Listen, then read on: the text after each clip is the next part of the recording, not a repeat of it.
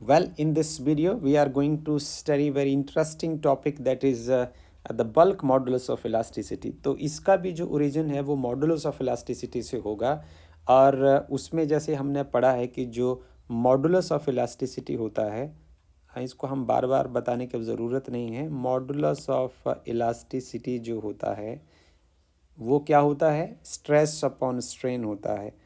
और जिस तरीके से जो स्ट्रेस की काइंड और स्ट्रेन की काइंड चेंज हो जाती है, उसी तरीके से उसका जो नाम बदल जाता है। सो जो बल्क मॉडुलस ऑफ इलास्टिसिटी है उसको हम बी से डिनोट करते हैं। और अब हम इसको समझने की प्रक्रिया शुरू करते हैं। देखिए फॉर एग्जांपल कि आपके पास कोई एक सॉलिड है, लिक्विड है, gas, because it is applicable for all these three.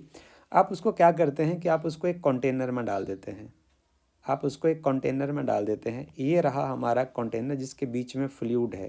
This is NCERT diagram. इसके बीच में हम इसको डाल देते हैं। अब ये जो फ्लूइड है ये इस बॉडी के ऊपर जो सॉलिड हो सकती है, लिक्विड हो सकती है, गैस का कोई गुब्बारा हो सकता है, इसके ऊपर क्या करेगी, फोर्स लगाएगी। और ये जो फोर्स होगा वो चारों ओर से बिल्कुल बराबर लगेगा, एक यूनिफॉर्म फोर्स लगेगा। इसकी वजह से हम एक बड़ी इंटरेस्टिंग बात हमने आपके साथ पहले की थी कि जो बल्क मॉडुलस ऑफ इलास्टिसिटी होता है उसमें बॉडी की शेप बिल्कुल नहीं बदलती। बॉडी की जो शेप होती है वो बिल्कुल वैसी रहती है क्योंकि उसमें यूनिफॉर्म फोर्स लगता है। अब इस एरिया के ऊपर आउटर सरफेस के ऊपर जो फोर्स लग रहा है, तो इस फोर्स बाय एरिया को क्या हम बोलेंगे, हम स्ट्रेस बोलेंगे। या हम ये बोलेंगे कि जो फ्लूइड है वो एक प्रेशर जनरेट कर रहा है। और दूसरी बात क्या है, आप देखो कि ये जो एरो ये बता रहे हैं कि फोर्स जो है वो इनवर्ड साइड में है। इसकी वजह से क्या होगा, वॉल्यूम, जैसे मान लो ओरिजिनल वॉल्यूम इसका वी है, तो ये वाला वॉल्यूम है जो ब्लू लाइंस के अंडर वॉल्यूम है कोई वी प्राइम होगा। तो जो डेल्टा वी होगा वो होगा V minus V prime. This means this answer will be negative. ये आंसर नेगेटिव आएगा क्योंकि बाहर से प्रेशर लगने से जो आपकी बॉडी है वो स्क्वीज हो जाएगी। इसलिए हम ये कह सकते हैं कि जो बल्क मॉडुलस ऑफ इलास्टिसिटी होगा वो क्या होगा, एक रेशो होगी। दिस इज द में हम इसको ऐसे लिखते हैं, bulk modulus of elasticity, it is defined as it is defined as it is defined as the ratio of, this is defined as the ratio of, ये रेशो रहेगी hydraulic stress. अब stress का नाम क्या हो जाएगा, हाइड्रोलिक स्ट्रेस हो जाएगी। स्ट्रेस हो जाएगी hydraulic stress. It is defined as the ratio of hydraulic stress to the hydraulic strain. ये जो रेशो तो स्ट्रेस और स्ट्रेन की ही रहेगी, पर उसका नाम हो जाएगा hydraulic stress to the hydraulic strain हो जाएगा, राइट। सो इस रेशो का नाम होता है बल्क मॉडुलस ऑफ इलास्टिसिटी। सो हम यहाँ कह सकते हैं कि जो बल्क मॉडुलस ऑफ इलास्टिसिटी है ये होगा हमारे पास hydraulic, this is ratio of hydraulic stress to hydraulic stress, hydraulic strain, right. अब आपको ये बात बड़े आसानी से समझ आ गई है। अब जो स्ट्रेस इसमें होगा वो तो उसका फार्मूला यही रहने वाला है, force upon area divided by change in volume to the original volume. As there is a decrease in volume, volume जैसे घटेगा तो इसको हम नेगेटिव साइन से लिख देते हैं। आप जानते हैं कि फोर्स अपॉन एरिया जो होगा वो रहेगा प्रेशर, तो इसको हम लिख सकते हैं pressure upon change in volume to the original volume. So negative sign इसमें क्या बताता है, नेगेटिव साइन शोज दैट, हम लिख देते हैं negative sign indicate the fact that with increase in pressure there is decrease in volume. Negative sign indicate that, sign indicate that with increase in pressure, with increase in pressure there is decrease in volume। यदि pressure बढ़ेगा तो volume जो है वो घट जाएगा, right. So this is the meaning of this. अब हम फॉर द सिस्टम, यदि हम ये कहें कि हमारा जो प्रेशर होगा, अब ऐसा लिखते हैं हम, ये देखिए V is equal to minus pressure upon delta V upon V। ना see if the pressure is positive, यदि प्रेशर पॉजिटिव आएगा, आप जानते हैं कि जो चेंज इन वॉल्यूम है वो नेगेटिव आएगा। सो इसका रिजल्ट क्या होगा, V is always positive. Always positive. तो वी का आंसर तो पॉजिटिव ही आना है, ये पॉजिटिव रहेगा, यहाँ नेगेटिव, अगर नेगेटिव से नेगेटिव कैंसिल हो जाएगा, and the bulk modulus is always positive. इसके बाद अब आपने नई फिजिकल क्वांटिटी पढ़ी है बल्क मॉडुलस। अब हमें जानना है कि इसके यूनिट्स क्या होंगे। Units of bulk modulus, bulk modulus के यूनिट्स क्या होंगे। सो ये मॉडुलस ऑफ इलास्टिसिटी का ही पार्ट है। इसके लिए जो इसके यूनिट होंगे वो स्ट्रेस के ही होंगे, क्योंकि स्ट्रेन के कोई यूनिट नहीं होते। तो हम इसको लिख सकते हैं कि इसके यूनिट जो होंगे न्यूटन पर मीटर स्क्वायर होंगे, न्यूटन मीटर -2, और जिसको हम पास्कल कह सकते हैं। और डायमेंशनल फार्मूला भी क्या होगा, dimensional formula of bulk modulus. So bulk modulus का डायमेंशनल फार्मूला क्या होगा, जो हमने ऑलरेडी किया हुआ है। This is the dimensional formula of stress, that is force upon area. तो आप इसको फिर लिख सकते हैं mlt -2 mass into acceleration upon area का जो हो जाएगा L2। So this will become ml -1 t -2, right. So these are the units and dimensional formula of the bulk modulus of elasticity। हम इसके साथ जुड़ी हुई एक टर्म और पढ़ना चाहते हैं और उसकी जो प्रैक्टिकल यूटिलिटी है उसके बारे में भी हम बात करेंगे। अब हम पढ़ते हैं कि बल्क मॉडुलस के बाद हम एक नई टर्म पढ़ते हैं कंप्रेसिबिलिटी। सो कंप्रेसिबिलिटी क्या होती है, the reciprocal of bulk modulus of elasticity is called compressibility. The reciprocal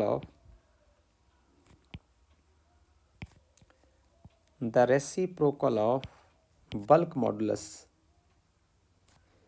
यदि आप बल्क मॉडुलस का रेसिप्रोकल लेते हैं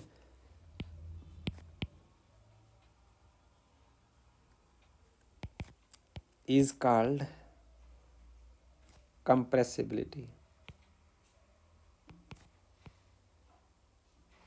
इसको हम कंप्रेसिबिलिटी बोलते हैं। तो कंप्रेसिबिलिटी को हम K से डिनोट करते हैं और ये आ जाएगा 1/b। सो 1/b आने से हम क्या कहेंगे कि इसका जो फार्मूला क्या होना चाहिए, माइनस साइन तो डिनोमिनेटर में लगेगा नहीं, तो ये आ जाएगा अप्लाइड प्रेशर और change in volume to the original volume, right. So हम इसको ऐसा लिखें कि जो कंप्रेसिबिलिटी फैक्टर है -1/p into change in volume to original volume, right. So हम देखेंगे तो इसका मीनिंग क्या हुआ। इसका मीनिंग ये हुआ कि कंप्रेसिबिलिटी फैक्टर आपको ये जानकारी देगा कि जो मटेरियल है उसको कितना कंप्रेस किया जा सकता है, उसको आप कितना दबा सकते हैं। आप ये देखेंगे कि सॉलिड, लिक्विड और गैसेस के जो कंप्रेसिबिलिटी फैक्टर की हम स्टडी करेंगे, हमारे पास डाटा अवेलेबल है टेबल 9.3 में। यहाँ हम देखने की कोशिश करते हैं और फिर हम ये देखते हैं कि हमें इस डाटा से कितनी जानकारी, बेहतरीन जानकारी जो है वो आपको मिलेगी, right. So now see here, we are going to study about the table 9.3 that is available with us. So the bulk moduli B of some common material, हम एल्यूमिनियम का डेली लाइफ में इस्तेमाल करते हैं, ब्रास का इस्तेमाल करते हैं, कॉपर, ग्लास, आयरन, निकल, स्टील, ये सॉलिड्स हैं जिनका हम इस्तेमाल करते हैं। अब आपको इस डाटा को देख के जानकारी मिलेगी कि कौन से जो सॉलिड है उसको प्रेस करने के लिए, दबाने के लिए आपको ईज रहेगा या डिफ़िकल्टी आएगी। देखिए बल्क मॉडुलस ऑफ एल्यूमिनियम जो है वो 72 है और ब्रास का 61 है, कॉपर का 140 है, ग्लास का 37 है, आयरन का 100 है, निकल का 260 है और स्टील का 160 है। इस कॉन्सेप्ट को समझाने के लिए मुझे सिर्फ इस बात, एक मैथमेटिकल कॉन्सेप्ट आपके साथ मुझे डिस्कस करना होगा कि जब आपके पास कोई क्वांटिटी है, जैसे हम K की बात कर रहे हैं, उसको हम लिख रहे हैं 1/b, तो डिनोमिनेटर की वैल्यू जितनी ज़्यादा होगी K की वैल्यू उतनी कम होगी। इस कॉन्सेप्ट का आप यहाँ इस्तेमाल करेंगे तो आप ये देखेंगे कि निकल के केस में जो वैल्यू है हमारे पास, बल्क मॉडुलस की जो वैल्यू है वो सबसे ज़्यादा है। निकल के केस में जो द बल्क मॉडुलस ऑफ निकल is highest in this case. तो इसमें आप देखेंगे कि जो कंप्रेसिबिलिटी है वो क्या होगी, K is equal to 1/b। So इसका जो डिनोमिनेटर है यहाँ सबसे ज़्यादा, इसका मतलब निकल को सबसे कम कंप्रेस किया जा सकता है, इसका मतलब निकल सबसे हार्ड रहेगा। उसके बाद आप स्टील की बात करें, इससे कम स्टील है, स्टील के लिए ये 1/2 160 होगा, जैसे आप यहाँ देख सकते हो। तो इसकी वैल्यू जो है वो बहुत कम आएगी। देखिए इसकी वैल्यू जो है वो इससे निकल से थोड़ा ज़्यादा है। इसका मतलब स्टील को भी कंप्रेस करना बहुत मुश्किल रहेगा। इसी तरीके से आप बाकियों के लिए कंसेप्ट लगा सकते हो। यहाँ सबसे कम वैल्यू ग्लास की है, तो ग्लास को कंप्रेस करना बहुत आसान होगा। 1/137 लिखेंगे तो इसकी वैल्यू 0.027 आती है। तो आप देखेंगे कि सॉलिड्स में जो गिवन सॉलिड्स हैं, इसमें ग्लास को कंप्रेस करना आसान है, निकल को कंप्रेस करना सबसे मुश्किल है, क्योंकि इसमें जो कंप्रेसिबिलिटी फैक्टर की वैल्यू सबसे लो है, सबसे कम है। और स्टील को उससे थोड़ा सा आपको ईज रहेगा उसको कंप्रेस करना। इसी तरीके से हम लिक्विड्स के केस में चलते हैं। आप वाटर के बारे में जानते हैं, इथेनॉल के बारे में जानते हैं, कार्बन डाइसल्फाइड के बारे में जानते हैं, ग्लिसरीन के बारे में जानते हैं, मरकरी के बारे में जानते हैं। तो यहाँ आप देखेंगे कि जो मरकरी है, इस केस में मरकरी के केस में देखिए आप कि मरकरी के केस में जो बल्क मॉडुलस है वो 25 है। ये आपको कुछ जानकारी देता है। आप 1/25 निकालें और ये आपके पास आएगा 0.04। तो इस जैसे इसका जो डिनोमिनेटर है उस वो बहुत ज़्यादा है, तो उसको कंप्रेसिबिलिटी फैक्टर जो वो बहुत कम है। So it is difficult to compress mercury in comparison to rest of the solids, right. So because it's value is so low, compressibility factor जितना लॉ होगा वो उतना ही कम कंप्रेस होगा। अब देखिए इसमें आप देखिए गैसेस के केस में देखिए उनका जो कंप्रेसिव जो बल्क मॉडुलस है वो 1.0 क्रॉस 10⁻⁴। सो अब देखिए कि इनको कंप्रेस करना, इसका कंप्रेसिबिलिटी फैक्टर जो है वो लार्ज है। इसका मतलब इसको लार्जली बहुत कंप्रेस किया जा सकता है, गैसेस को बहुत हद तक जो है वो कंप्रेस किया जा सकता है। And it is known to you, it is matter of common sense. तो इसका यदि हम रीज़न की बात करें तो रीज़न हम ये कहेंगे कि जो सॉलिड जो हैं वो लीस्ट कंप्रेसिबल हैं, whereas gases are the most compressible. आप यहाँ देख रहे हैं कि डाटा आपको ये बता रहा है कि जो solids are least compressible while gases are most compressible. So gases are about million times, ये मिलियन टाइम ज़्यादा कंप्रेसिबल हैं सॉलिड से। तो इसके रीज़न है कि the gases have large compressibility which vary with pressure. जो प्रेशर और टेम्परेचर के साथ इसका कंप्रेसिबिलिटी फैक्टर जो है वो चेंज भी होगा। द इनकम्प्रेसिबिलिटी ऑफ द सॉलिड जो है, ये जैसे सॉलिड कम कंप्रेस होते हैं, इसका प्राइमरीली कारण ये है कि इनके बीच जो नेबर होते हैं, जो सॉलिड्स के बीच में जैसे ऐसे करके इसके जो एटम्स होते हैं वो उसमें टाइट कपलिंग होती है, वो एक दूसरे के बहुत नज़दीक होते हैं, टाइटली बाउंड होते हैं। और जैसे मॉलिक्यूल जो लिक्विड्स की बात करें तो उसके बीच में सॉलिड के कंपैरिजन से गैप जो होता है वो थोड़ा सा ज़्यादा होता है, इसलिए उनका जो कंप्रेस करना उनको थोड़ा आसान रहता है। और गैसेस के बीच में आप जानते हैं, आपने छोटे क्लासेस में बहुत बार पढ़ते आए हैं कि इसमें जो गैस मॉलिक्यूल जो होते हैं एक दूसरे से फार अपार्ट होते हैं, इसलिए उसका जो कंप्रेसिबिलिटी फैक्टर जो है वो ज़्यादा होता है। So this is all about the bulk modulus और the reciprocal of the bulk modulus. उससे कंप्रेसिबिलिटी फैक्टर एक नई फिजिकल क्वांटिटी जनरेट होती है और उसका फ़ायदा हमें कितना होता है इंडस्ट्री में। आप इस फैक्ट्स के साथ यदि जाएंगे तो आपको कई डिज़ाइनिंग में और कई जैसे ह्यूमन की नीड्स के कोई कहीं भी आप इंडस्ट्री में कोई चीज़ प्रोडक्ट बनाते हैं तो वहाँ इस डाटा का वो बहुत फ़ायदा होने वाला है, राइट। तो इसके बाद हम चलते हैं एक प्रॉब्लम सॉल्व करने के लिए। हमने जो कॉन्सेप्ट पढ़ा उसके ऊपर हम न्यूमेरिकल प्रॉब्लम जब सॉल्व करते हैं तो हमें बहुत अच्छा लगता है और उसकी प्रैक्टिकल यूटिलिटी हमें देखने को मिलती है। तो सबसे पहले हम एग्जाम्पल नंबर 9.5 को बड़े ध्यान से पढ़ते हैं और जो नॉन पैरामीटर्स हैं उनको हम लिख लेते हैं।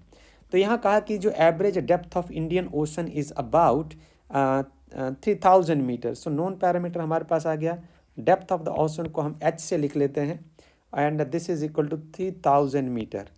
ये नॉन पैरामीटर एक हो गया हमारे पास। हमें कैलकुलेट करना है fractional compression. So fractional compression है, यहाँ हम लिख लेते हैं fractional compression.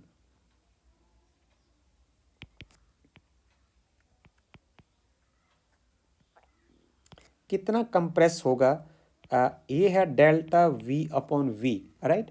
So of water at the bottom of the ocean, given that the bulk modulus of water V is this is 2.2 cross 10⁻⁹ और ये इसके यूनिट हो जाएंगे स्ट्रेस के। और इसमें हमें G का जो वैल्यू चूज़ करना है वो है 10 मीटर पर सेकेंड स्क्वायर। ओके, सो सवाल जो है वो आसान है, इसमें मुश्किल नहीं। हम सबसे पहले सॉल्यूशन यहाँ लिखते हैं और सवाल को सॉल्व करने की कोशिश करते हैं। ये देखिए हम सवाल सॉल्व कर रहे हैं बल्क मॉडुलस ऑफ इलास्टिसिटी का, तो उसमें हम लिख लेते हैं, ज़रा हमें बल्क मॉडुलस के बारे में जो जानकारी है उसके अकॉर्डिंग हम लिख लेते हैं कि it is equal to minus P upon change in volume to the original volume, right. So इसमें हमारे पास जो अननोन पैरामीटर है, अभी तक हमें पी के बारे में कोई पता नहीं है कि प्रेशर कितना है, बट वी नो दैट हम मैग्नीट्यूड की बात करेंगे। हम यहाँ लेंगे v is equal to as p is equal to h rho g, you know. So यहाँ हम थोड़ा इसको साफ कर देते हैं, right. So p is equal as we know that कि हमें प्रेशर निकालना है ना, तो pressure is equal to h rho g। तो इसमें जो h तो ऑलरेडी आपके पास दिया हुआ है, दिस इज 3 क्रॉस 10⁻³ और द डेंसिटी ऑफ वाटर जो है, density of water it is known to you and the density of water is 1000 kilogram. This is 1000 kilogram per metre cube, right. So हम इसको यहाँ इस्तेमाल कर सकते हैं, ये आपके पास आ जाएगा 1000 और g का वैल्यू जो है वो आपको 10 इस्तेमाल करना है। तो आपके पास प्रेशर का वैल्यू क्या आ जाएगा, इसको आप लिख सकते हैं, देखिए इसको ऐसे करना आपने 3 क्रॉस 10⁻³, राइट। और इसको आपने यहाँ डेसिमल होता है ना एंड में, इसको आपको 1 के पास लेके आना है, तो इसको आप करेंगे 1 क्रॉस 10⁻³, ओके।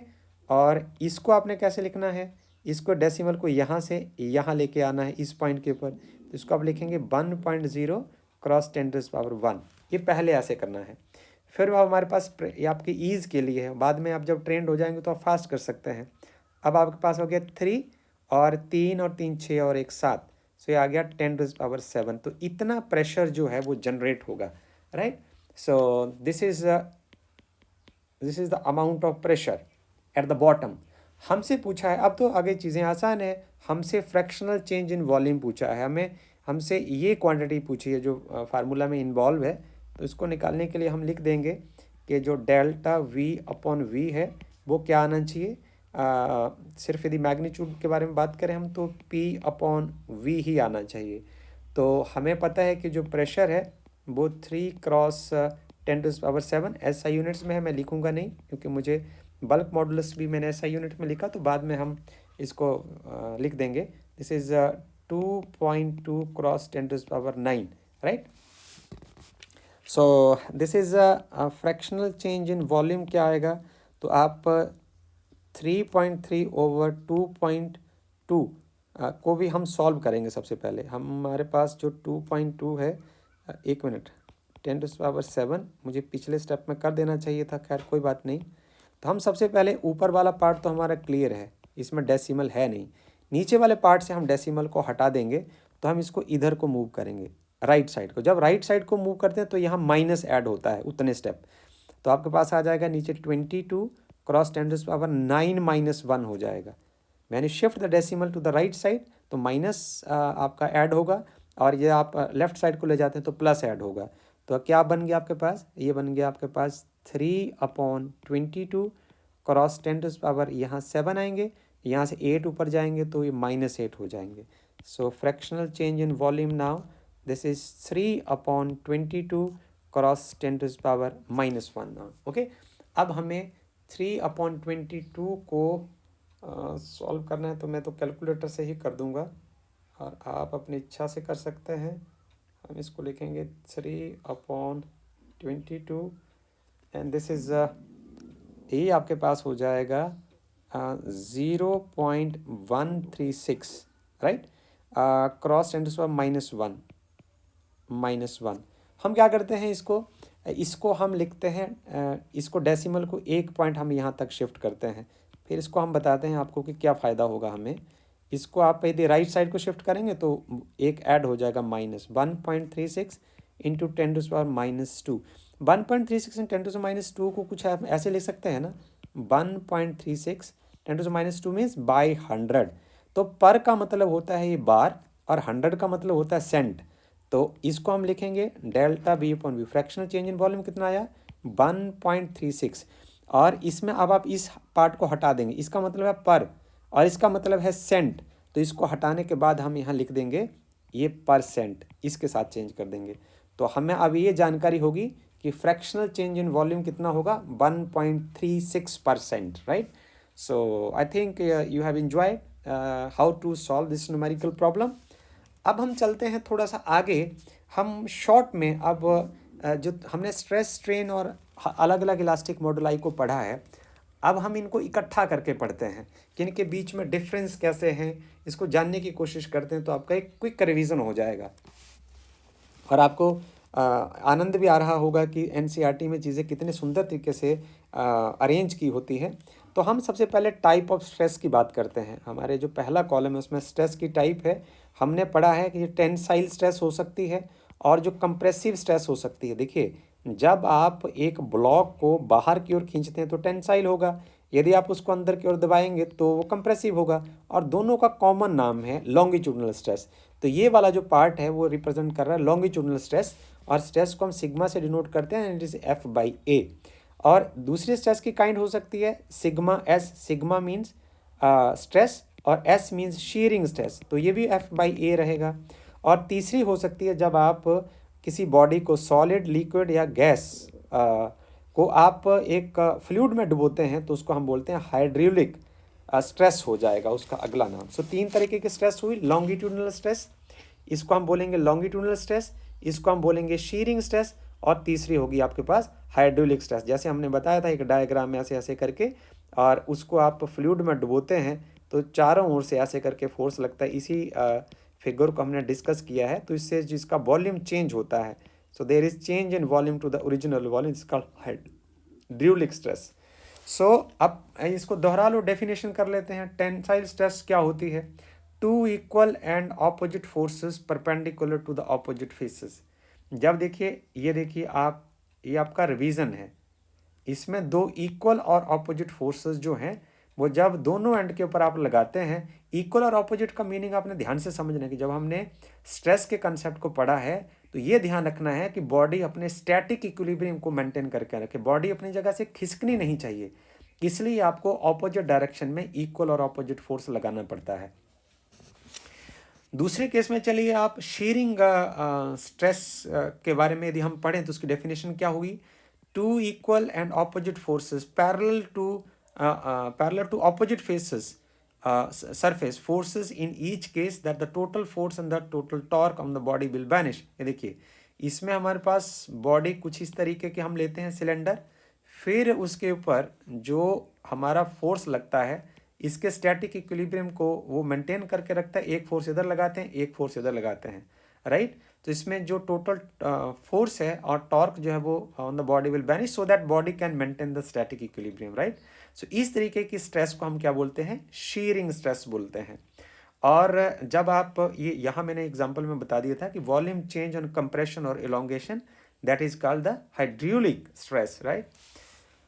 अब बस बड़ा इंपॉर्टेंट बात है यहाँ, देखिए आपके कंपैरिजन हम कर रहे हैं कि जब आप एक बॉडी के ऊपर टेंसाइल स्ट्रेस लगाते हैं तो क्या उसका वॉल्यूम या शेप चेंज होती है, तो शेप तो नहीं बदलती जी, ठीक है, जो रॉड है वो रॉड ही रहती है और वॉल्यूम में भी कोई चेंज नहीं आता।